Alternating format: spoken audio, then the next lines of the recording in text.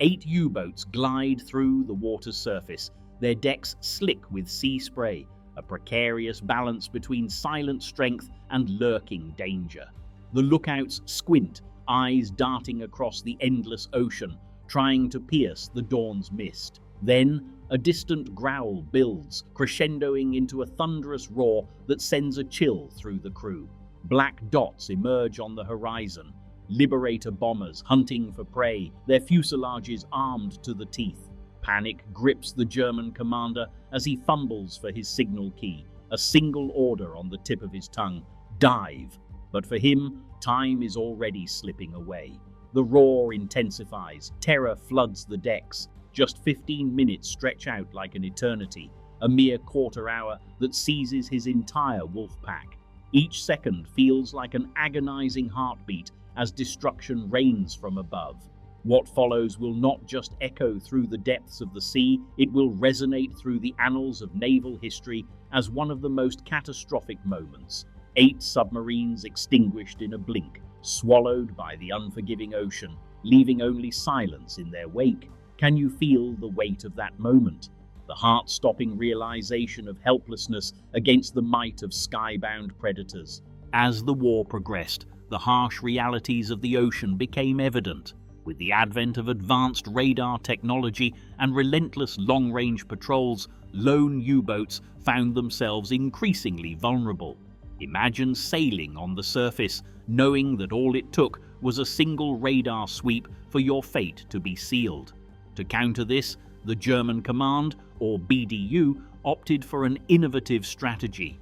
U-boats began to travel in convoys across the perilous Bay of Biscay. At first glance, this seemed like a sensible tactic. 8 submarines could share the risks, while their overlapping lookouts and combined anti-aircraft fire provided a sense of security. However, this method birthed an unexpected paradox. Rather than blip out as a single ship on radar, a convoy of U-boats transformed into a tantalizing cluster, presenting a prime target for enemy air power. The convoy commander had a seemingly straightforward job, maintaining spacing between boats, diving together upon enemy contact, and forcing attackers to engage in confusing splits. Together, they formed a protective wall against the onslaught. Yet reality quickly muddied this elegant plan. Poor visibility due to low cloud ceilings and treacherous sea conditions, coupled with the need for strict radio discipline, often turned coordination into chaos. Add to this the human element, panic could spread as quickly as the enemy fire. It's relatable. In a threatening environment, fear and adrenaline can scramble even the best-laid strategies. Thus, what began as a well-intentioned plan often unraveled under pressure, underscoring the complexities of survival in a high-stakes fight at sea. The consolidated B-24 Liberator was more than just a bomber. It was the Atlantic's scythe, an unforgiving presence gliding through the vast expanse of ocean. With long legs and a heavy payload, it carved a path of destruction against enemy vessels. Coastal Command saw potential beyond traditional roles, stripping these mighty machines of turrets to transform them into nimble, low-level attack aircraft. More fuel meant more range, and that meant they could chase down ships like predators in search of prey. Imagine the tension in the cockpit as they descended to mast height, the horizon gleaming under the sun while the crew prepared for action. Fixed 50 caliber guns surged with power, ready to unleash a storm of bullets aimed at blinding the lookouts who squinted against the bright glare. As they approached, the sound of the engines roaring and the whir of the wings sliced through the air, going unnoticed by those on the deck of enemy vessels until it was too late, with air-to-surface radar adeptly painting shadows of steel on the water's surface. Crews honed in on their targets with precision. Every button pressed, every command executed felt like a symphony of warfare. Lee lights illuminating the night, casting beams that transformed blips on the radar into tangible threats. Picture it, flak gunners scrambling amidst the chaos, their calm shattered as the Liberators unleashed a torrential hail of fire. bridges came into view, and in an adrenaline-fueled moment, depth charges were released, set shallow to rip through the hulls they sought. Then came the climb, a quick wheel, and the next target became the wingman's responsibility, a perfect dance of destructive teamwork. The memory of those operations lives on, reminding us of the courage and daring commitment of the crews who took to the skies against a formidable enemy. With every mission flown, they turned the tide of the war, embodying the raw spirit of resilience and aggression that defined the Allied efforts in the Atlantic. As the digital screen flickers, our lead Liberator's operator strains to make sense of the chaotic radar returns, each signal strung out like beads, waiting for the moment to break free. Suddenly, an urgency grips the air. "Multiple returns," he shouts, and the formation shatters into pairs like jagged shards of glass. Meanwhile, over at the German command vessel, fear and anticipation coalesce. A faint signal crackles through the static. Aircraft bearing 270. Instinctively, the commander keys in the prearranged alert. Alarm! This is it, the moment they've trained for. Each U-boat in the wolfpack must pivot, move like a predator, ready to strike by diving downwind in perfect unison. Yet, the din of chaos suffocates the order. Voice tubes fill with frenzied shouts, overlapping bearings blaring into the air, drowning out commands. Flak crews scramble, swinging their guns skyward while precious seconds slip away. Then, like a bolt of lightning through the storm, the Liberator bursts through the spray, skimming just 150 feet above the surging waves. Tracers snake through the air, stitching a deadly path toward U-Boat 1's conning tower. Time seems to freeze as the depth charge stick plummets, landing mere feet before the U-boat, sealing its fate. As the vessel surges forward in a desperate maneuver, it races toward its own destruction. The charges detonate along its hull, unleashing cataclysmic shockwaves that buckle the metal plates. It's a visceral moment. The sea erupts, transforming into a slick, dark expanse that mirrors the terror beneath its surface. In this lethal dance of technology and instinct, lives are changed forever, both above the surf and below. As the chaos erupts, the U-boats find themselves in a deadly dance with fate. Trained for massed fire, each boat begins to unleash their anti-aircraft guns. However, on a heaving deck, firing at low angles becomes a treacherous task. With arcs of fire that form perilous seams, any head-on attacker knows just where to slip in and take aim. Outside, U-Boat 2 becomes an unwilling victim. In a swift, brutal moment, the bridge collapses under a barrage of 50 caliber bullets, a devastating reminder of the relentless assault from above. Inside the cramped vessel, the helmsman reacts instinctively, slamming the dive alarm. Water rushes in as the forward ballast floods unevenly. The bow of the U-boat plunges down, slicing through the waves as depth charges explode violently along the port side, the sound echoing like thunder through the metal hull. Just ahead, U-boat 3 steels itself, its stern 20mm gun roaring to life. They manage to clip a Liberator's bomb bay door, an impressive shot, yet the attacker is already committed. The bomber releases its payload, a deadly spaced pattern bracketing right where U-boat 3 is maneuvering. Suddenly, the sea erupts beneath them. The stern jumps, prop shafts scream in protest, and then, just as quickly, silence falls. The cold reality sets in. The stakes of this aerial ballet are unforgiving, leaving the crew with a visceral reminder of mortality amid steel and waves. Each moment is a vivid testament to the chaos of war, reminding us how easily victory slips through one's fingers in the blink of an eye. Amidst the chaos, the radio crackles with static, drowned out by the frenzied spray, smoke and splinters that blanket the convoy's comms.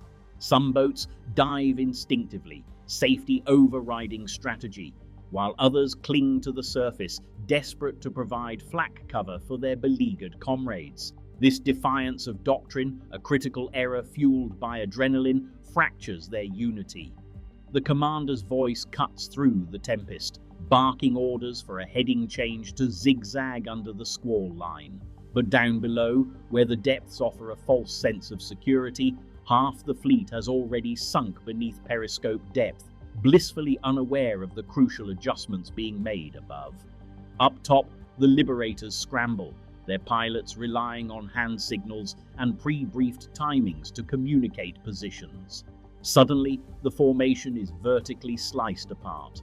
One pair of aircraft darts through, plummeting like hawks after the scattering fish, isolating the convoy into two vulnerable clusters.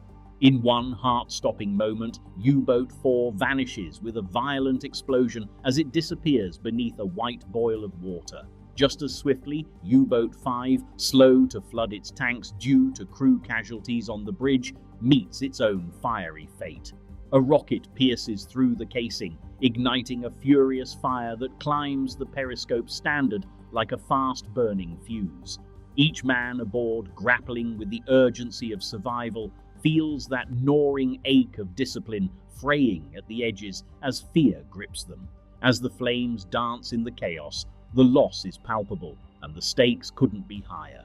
As U-Boat 6 forced its way beneath the surface, the crew felt the relief of temporary invisibility. They knew that underwater they were powerful predators, on the surface simply targets painted in steel.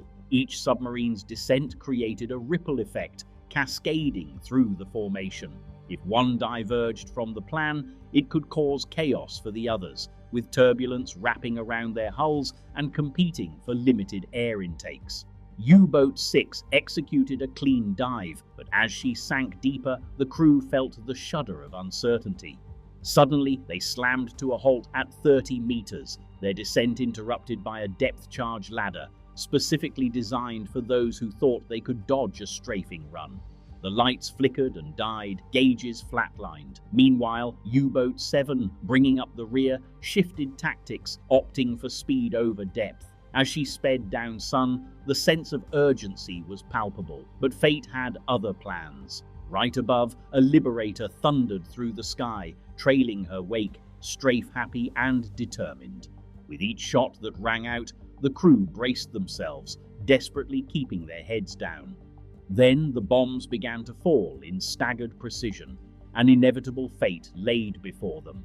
One explosion followed another in brutal succession, each blast creeping up the keel, igniting a raw panic within the hearts of her crew. Each detonation resonated with a formidable force, reminding them how fragile their dominance beneath the waves truly was. The very waters they relied on for concealment were now a labyrinth of danger, threatening to swallow them whole.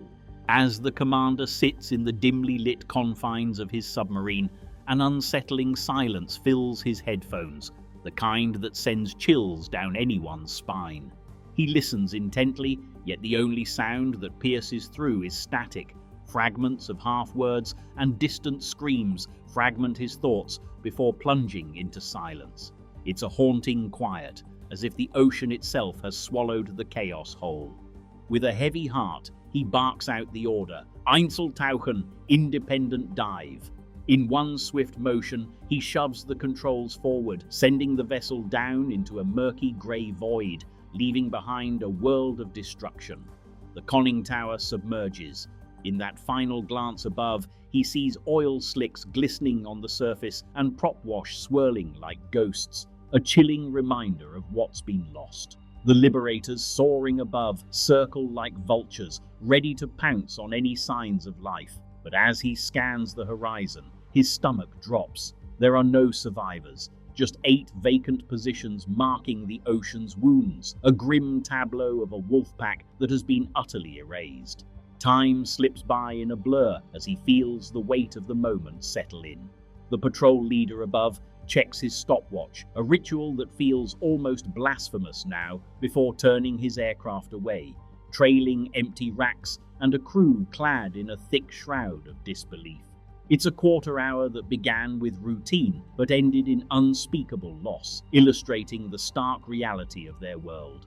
A momentary flash of life swallowed whole by the abyss. In the aftermath of the shocking events in the Bay of Biscay, the reports began pouring in, filled with a chaotic mix of blame and attempts at understanding. German after-action files became battlegrounds in their own right, with heated debates over the root causes of their failures. Was it the betrayal of radar technology, which offered false certainty? Or perhaps it was the sloppy spacing of their formations, which left them vulnerable? Some pointed fingers at trigger-happy flak gunners, while others laid the blame on poor weather calls that thwarted visibility and coordination. The commander's reflections were particularly telling. He noted that the first moment of hesitation, those crucial seconds lost, deciding between engaging or evasively diving, set in motion a devastating chain of events. The reports from the Allies, however, painted a different picture.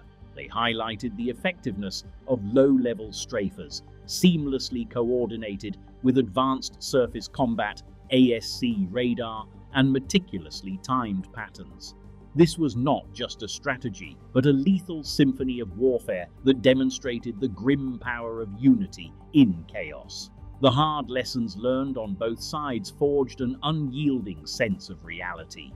For U-boat crews, the guidelines became crystal clear. Travel submerged using snorkels whenever possible, surface only under the cloak of night, scatter formations rather than bunch together, and above all, never allow the ego of anti-aircraft superiority to trump the fundamental doctrine of survival. On the flip side, airmen refined their tactics as well. They learned to suppress enemy bridges first, angle their approach to maximize impact, and create a shallow ladder for any U-boats attempting emergency dives. The Bay of Biscay was transformed into a graveyard, not by mere chance, but by systems working in terrifying harmony, each detail crucial to the outcome of the battle. As you reflect on these strategies, consider the resilience it took for both sides to adapt, to evolve in the face of relentless pressure. The stories of survival and tragedy intertwined here are reminders that in war, the lines between victory and defeat are drawn in fleeting moments and split-second decisions. The control room was dim, flickering with a crimson hue that danced over the worn metal surfaces. The sound of the boat shuddering beneath him accompanied the rhythmic pulsations of anxiety echoing through the cramped space. The convoy commander grabbed a pen, feeling the weight of each stroke on the page as he penned his final log.